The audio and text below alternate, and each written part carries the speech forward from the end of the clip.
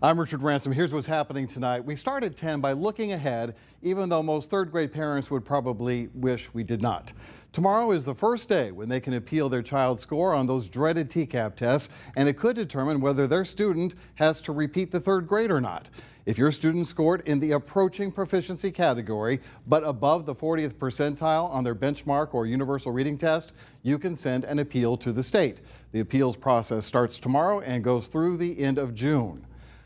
But all of what I just said about proficiency and percentiles is part of the problem, because despite 3 out of 5 Tennessee third graders failing the test, thousands of parents and teachers complain they still don't know exactly how their students scored. It is a mess. Zaria Oates reports Tennessee's new third grade retention law continues to be a lesson in frustration.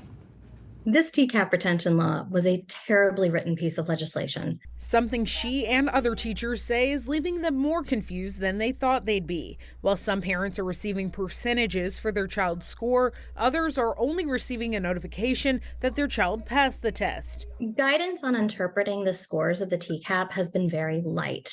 Parents and educators are still confused as to how to interpret the results. We're still waiting on more guidance from the Department of Education before we act. Not only is more guidance needed to interpret scores, but students also need help processing their emotions. This bill has been incredibly awful for our students' mental health. We've had third graders crying in the hall, wondering if they'll go to fourth grade with their friends. Third graders that have made straight A's, but for some reason missed a couple points on the TCAP. She says the only way to deal with legislation like this is to vote. What we can do in the future is we can vote.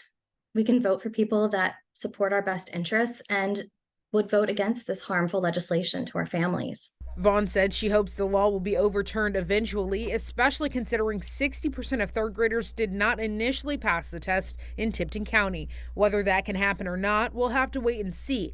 But parents can begin requesting retention exemptions through the state on Tuesday. In Memphis, I'm Zaria Oates.